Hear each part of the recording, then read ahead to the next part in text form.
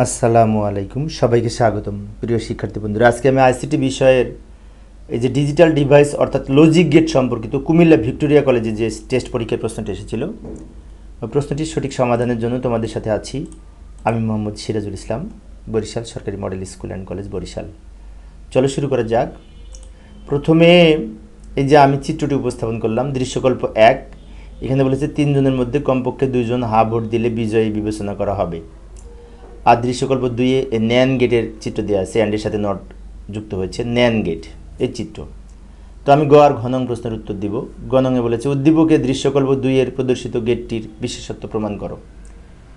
তো 2-এর প্রদর্শিত গেটটি কিন্তু ন্যান গেট, তার মানে ন্যান গেট একটি সার্বজনীন লজিক গেট। এর বিশেষত্ব হচ্ছে এটি সার্বজনীন লজিক গেট, আর সার্বজনীন লজিক গেট দ্বারা সব ধরনের লজিক গেট বাস্তবায়ন করা যায়। সেজন্য আমরা ন্যান গেট দ্বারা বিশেষ করে মৌলিক লজিক গেটগুলো বাস্তবায়নের মাধ্যমে এর বিশেষত্ব প্রমাণ করব। এইভাবে উত্তর লিখতে পারি, লক্ষ্য করি। একটু দ্রুত লিখে দিলাম সময় সেভ করার জন্য। দৃশ্যকল্প 2-এ বর্ণিত লজিক গেটটি হচ্ছে ন্যান গেট। এর বিশেষত্ব হলো এটি দ্বারা যে কোনো লজিক গেট বাস্তবায়ন করা যায়, এবং নিম্নে ন্যান গেট দ্বারা অর গেট, অ্যান্ড গেট এবং নট গেট বাস্তবায়নের মাধ্যমে এর সার্বজনীনতা প্রমাণ করা হলো। এটুকু লিখে নেব। এবার প্রথমে ন্যান দ্বারা নট বাস্তবায়ন করব। তো ন্যান দ্বারা নট বাস্তবায়ন করার সময় আমাদের কোনো একটি ন্যান গেটের এই যে কোনো একটি ন্যান গেটের সকল ইনপুট যদি একই হয়, তো এর আউটপুট নটের কাজ করে। সব ইনপুট যদি একই হয়, এ হলে 2টাই এ, বি হলে 2টাই বি, অথবা 3 ইনপুট হলে 3টাই বি।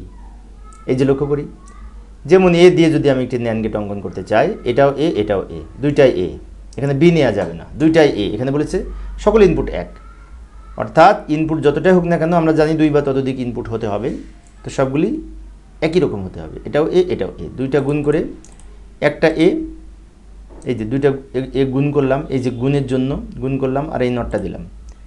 এখন এ আর এ গুণ করে একটা এ, তারপরে এই নটটা যুক্ত হলো, তার মানে এ নট বাস্তবায়ন হলো ন্যান গেট দ্বারা। এই যে এ নট কিন্তু আমরা পেয়ে গেছি। তো আমরা যে এ নট পেলাম, এটি কিন্তু নট গেটের প্রতীক। তো আমরা এখন এ নট দিয়ে একটি নট গেট নিচে তৈরি করে দেখাবো। এই যে এটা হচ্ছে নটের প্রতীক, বাম দিকে এ ছিল, এই নটটা ক্রস করে দিকে যে এ নটে রূপান্তর হয়েছে, অর্থাৎ ন্যান গেট দ্বারা নট গেট বাস্তবায়ন হলো। এবার আমরা ন্যান গেট দ্বারা অ্যান্ড বাস্তবায়ন করব। তো ন্যান গেট দ্বারা অ্যান্ড বাস্তবায়ন করতে হলে 2টি ন্যান গেটের দরকার হবে, এবং 2টি ন্যান গেটের প্রথমটির আউটপুট দ্বিতীয়টির ইনপুট হবে। যেমন এ বি দিয়ে আমি একটি ন্যান গেট অঙ্কন করলাম, গুণ করে তার উপরে নট, এই যে এ বি দিয়ে আমি একটা ন্যান গেট অঙ্কন করলাম, তাই না? তো এইটা হচ্ছে প্রথমটির, এইটা হচ্ছে আউটপুট, এ আর বি গুণ করে তার উপরে নট, এটা এই লাইনটা হচ্ছে প্রথমটির আউটপুট। এখন আমাদের উপরে শর্তে কি বলেছে? প্রথমটির আউটপুট দ্বিতীয়টির ইনপুট হবে। তার মানে কি দ্বিতীয় যে ন্যান গেটটি আমি ডানে অঙ্কন করব, এই আউটপুটটা ইনপুট হিসেবে ব্যবহার হবে। এখন একটা লাইন যদি আমরা ডাবল ব্যবহার করতে চাই, তাহলে একবার এদিক দিয়ে সোজা নিতে হবে, আবার এদিক দিয়ে ঘুরাই নিলাম, 2টাই কিন্তু এবি নট। এবার এইটা দিয়ে যদি আমি ন্যান গেট অঙ্কন করি, তাহলে এবি নট ইন্টু এই এবি নট, তার উপরে আবার এই টোটাল নট। এখন 2টা এবি নট 2টা একই রকম চলক, যেমন এ আর এ গুণ করে যদি এ হয়, তাহলে এবি নট গুণ করে একটা এবি নট হবে, আর এই উপরের নটটা থেকে যাবে। তার মানে এবি ডাবল নট পেলাম, ডাবল নটে কাটা যে এবি থাকে। এবি মানে কি এটি অ্যান্ডের প্রতীক। তো এখন আমরা এটা দ্বারা অ্যান্ড গেট অঙ্কন করব। এই যে এ আর বি গুণ করব, গুণের জন্য অ্যান্ড গেট অঙ্কন করলাম, এটা হচ্ছে এক্স সমান এবি। অর্থাৎ 2টা ন্যান গেট এমনভাবে উপস্থাপন করলাম যেক্ষেত্রে প্রথমটির আউটপুট দ্বিতীয়টির ইনপুট হিসেবে ব্যবহার করা হলে ফাইনালি এটি অ্যান্ডের কাজ করবে। এই যে প্রমাণ করে দেখাইলাম। এরপরে আমরা ন্যান গেট দ্বারা অর গেট বাস্তবায়ন করব। তো ন্যান গেট দ্বারা অর গেট বাস্তবায়ন করতে হলে 3টা ন্যান গেট দরকার হবে। এই যে 3টি ন্যান গেটের প্রথম 2টির আউটপুট তৃতীয়টির ইনপুট হবে, অর্থাৎ বাম দিকে এ দিয়ে আমি একটা ন্যান গেট অঙ্কন করব, এ দিয়ে, যেটি আউটপুট এ নট পাবো, এই যে নট পেলাম, এটাও এ গুণ করে একটা এ হবে, তার উপরে এই নট। আবার বি দ্বারা আরও একটি অনুরূপভাবে ন্যান গেট অঙ্কন করব, এটি দ্বারা আমরা বি পেলাম, বি নট পেলাম, এটাও বি 2টা বি গুণ করে একটা বি, তার উপরে নট। তাহলে কি হলো? আমাদের শর্তে কি বলেছিল? প্রথম 2টির আউটপুট তৃতীয়টির ইনপুট হবে। তো এই যে প্রথম 2টির আউটপুট মানে কি? প্রথমটির আউটপুট এইটা, দ্বিতীয়টির আউটপুট এইটা, প্রথম দুইটার আউটপুট এই দুইটা আউটপুট আমরা যে পেলাম, এখন এইখানে যেটা অঙ্কন করব সেটি এই বাম দিকে দিয়ে এইটা দিয়ে ব্যবহার করব যেহেতু, তাহলে এটার আউটপুটে যে ডান দিকে আর বাম দিকে এটা হচ্ছে ইনপুট। তৃতীয়টির ইনপুট হয়েছে প্রথম দুইটির আউটপুট, এবং এটার আউটপুট হচ্ছে এ নট ইন্টু বি নট, এই যে এটা এ নট, এটা ইন্টু বি নট, তার উপরে আবার নট। এখন এই যে ইন্টুর উপরে যদি নট থাকে তো উপরের নটটা ভেঙে দুই খণ্ড করা যায়, শর্ত হচ্ছে ইন্টুটা প্লাস হবে। তাহলে এটা আমরা লিখতে পারি a double not plus b double not. এই যে ডি মর্গেনের উপপাদ্য অনুযায়ী ডাবল নটে কাটা যে এ প্লাস বি থাকে, আর এ প্লাস বি কিন্তু অর গেটের প্রতীক। এখন আমরা এই যে এ প্লাস বি দিয়ে নিচে অর গেট অঙ্কন করব। এই যে এভাবে এ প্লাস বি দিয়ে অর গেট অঙ্কন করলাম, নিচেটি হচ্ছে অর গেট, অরের প্রতীক এই ধরনের। তাহলে আমরা তিনটা ন্যান্ড গেট উপস্থাপন করেছি, প্রথম দুইটার আউটপুট 3 নাম্বারটির ইনপুট হিসেবে ব্যবহার করে। তো এইভাবে আমরা সমাধান করতে পারি। তো আবার আমরা উদ্দীপকে ফিরে যাব। এই ছিল গ নং-এর উত্তর। উদ্দীপকের ঘ নং-এ কী বলেছে লক্ষ্য করি। ঘ নং-এ বলেছে সত্যক সারণীর মাধ্যমে সত্যক সারণী ও লজিক সার্কিটের মাধ্যমে দৃশ্যকল্প 1 বিবৃতির সত্যতা যাচাই করো। বাবা, দৃশ্যকল্প 1-এ কী বলেছে, 3 জনের মধ্যে কমপক্ষে 2 জন হ্যাঁ ভোট দিলে বিজয়ী বিবেচনা করা হবে। তার মানে 3 জন মানে 3 চলক, এ বি সি যদি 3টা আমরা ইনপুট ধরি, তো এ বি সি ব্যবহার করে 3টা চলক আমরা আগে উপস্থাপন করব, 3 চলক বিশিষ্ট একটা সত্যক সারণী। তারপরে আমরা এক্স যদি মনে করি আউটপুট, তো এক্সের মান বের করব। তো যাই আমরা সত্যক সারণীটা আগে অঙ্কন করি। এই যে উদ্দীপকে 3 জনের মধ্যে কমপক্ষে 2 জন হ্যাঁ ভোট দিলে বিজয়ী বিবেচনা করা হবে, এর আলোকে সত্যক সারণী নিম্নরূপ। এ বি সি 3টি ইনপুট, আর মনে করি এক্স আউটপুট, এক্স হচ্ছে বিজয়ী, আমরা এখানে লিখব। আচ্ছা, 3 চলক ব্যবহার করে যদি আমরা লজিক্স সত্যক সারণী অঙ্কন করি, সেক্ষেত্রে 1 2 3 4 5 6 7 8টা সারি হবে, এটা তো আমরা জানি। আর 8টা সারি হলে 0 থেকে 7-এর বাইনারি, 0-এর বাইনারি, 1-এর বাইনারি, 2-এর বাইনারি, 3-এর বাইনারি, এই যে 4-এর বাইনারি, 5-এর বাইনারি, 6-এর বাইনারি, 7-এর বাইনারি, 0 থেকে 7-এর বাইনারি মান লিখলাম। আর বাম দিকের অংশগুলি আমরা 2টা করে প্রয়োজনীয় 0 দ্বারা পূর্ণ করে দেব, খালি ঘরগুলি। এখানে কিন্তু ওই যে অক্টাল কোড আছে না, 0 থেকে 7-এর বাইনারি মান 3 বিটে সাজিয়ে লিখলাম। এটা হচ্ছে বুঝে বুঝে লেখা। আর আমরা যদি মুখস্থ করে লিখতে চাই তাহলে এইভাবে মুখস্থ করব। প্রথমে এ এর নিচে 4টা 0 4টা 1, বি এর নিচে 2টা 0 2টা 1 2টা 0 2টা 1, সি এর নিচে 1টা 0 1টা 1, অর্থাৎ 4টা 0 2টা 0 1টা 0। এইভাবে এবার আমরা এক্স এর আউটপুট বের করব। এখন শর্তটা কি ছিল, কমপক্ষে 2টা যদি 1 থাকে, যে সারিতে কমপক্ষে 2টা 1 থাকবে সেখানে আউটপুট 1 হবে, বাকিগুলো 0 হবে। যেমন এখানে সবগুলো 0, তাহলে এখানে আউটপুট 0 হবে, মানে সে বিজয়ী হয় নাই। এইখানে একটা 1 মানে কি, 2টা 1, শর্ত হচ্ছে 2 জন হ্যাঁ ভোট দিবে, মানে 2টা 1 হতে হবে। এখানে 2টা 1 নাই, তাহলে এখানেও 0, এখানে 2টা 1 নাই, এখানেও 0, এখানে 2টা 1 আছে, এখানে 1 হবে, এখানে বিজয়ী হয়েছে। এখানে একটা 1, এখানে 0 হবে, এখানে 2টা 1, এখানে 1 হবে, এখানে 2টা 1, এখানে 1 হবে। এখন 3টা 1 এখানে কি হবে, 3টা 1 থাকলেও 3 জনই যদি ভোট দেয় তাহলে তো সে আরও বেশি বিজয়ী হয়েছে, তাই না? অর্থাৎ কমপক্ষে 2 জন মানে কি, কমপক্ষে 2টা যে সারিতে 1 আছে সেখানে ফলাফল 1 হবে, বাকিগুলো 0 হবে। এটা হচ্ছে এক্সের মান। এখন আমরা এই এ বি সি এর সাপেক্ষে এক্সের আমরা একটা সরলীকরণ মান এখানে বের করব। এবার আমরা কি করব, এটা থেকে যদি লজিক সার্কিট অঙ্কন করতে চাই তাহলে আমাদের প্রথমে এই এক্সের একটা আউটপুট, এক্সের একটা সমীকরণ এখানে বের করব। আউটপুট এক্সের মান কত হয় সেটা বের করব।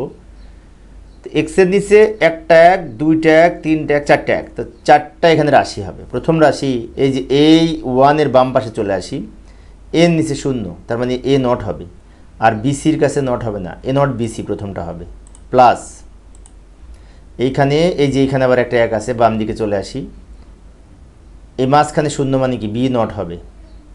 তারপরটা লক্ষ্য করি, এখানে 1 আছে, বাম দিকে চলে আসি, সি এর নিচে 0 মানে কি, সি নট হবে, তাহলে এ বি সি নট হবে, প্লাস সবার শেষে 1 আছে, 1-এর বাম দিকে সবগুলি 1 মানে সবগুলি নট হবে না, এবিসি হবে, প্লাস এবিসি।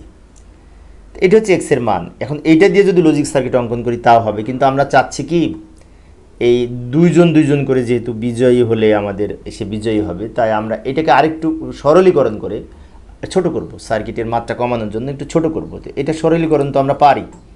আমরা যখন ফুল অ্যাডার করেছি তখন কিন্তু যে সিও ক্যারি আউটপুটের যে মান ছিল তার সাথে কিন্তু এটা মিল আছে, J not BC plus AB not C plus ABC not plus ABC, ওই যে ফুল অ্যাডারের সাথে এটার সাথে কিন্তু সম্পর্ক আছে। তো ফুল অ্যাডার যেহেতু আমরা করেছি এটা অবশ্যই পারি। এখন সরল কীভাবে করতে হবে মনে আছে? সহজে সরল করার জন্য এই যে এ বি সি এটা তিনটার পাশে নিব। যেমন প্রথমে এটা লিখব, এটার সাথে প্লাস দিয়ে এবিসি লিখব, আবার এইটা লিখব, এই যে এইটার সাথে প্লাস দিয়ে এবিসি লিখব, আবার এই তৃতীয়টা লিখব, এইটার সাথে প্লাস দিয়ে এবিসি লিখব।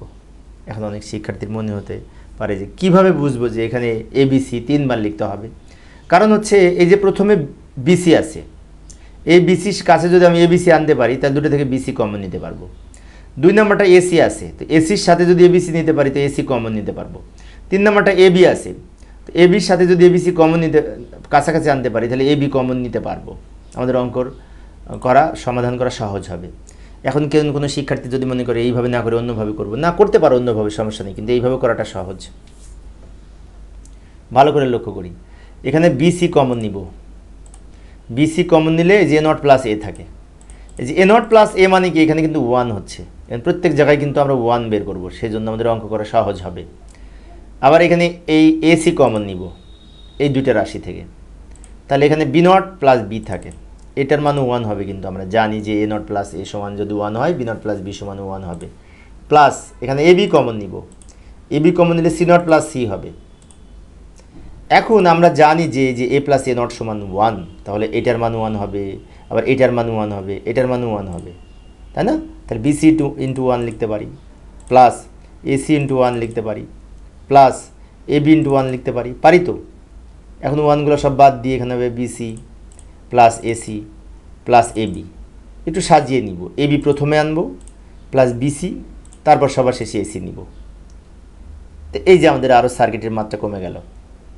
এখন এইটা দিয়ে আমরা লজিক সার্কিট অঙ্কন করতে পারি। উপরেরটা দিয়ে অঙ্কন করলেও হতো, কিন্তু আমরা নিচেরটা দিয়ে করব।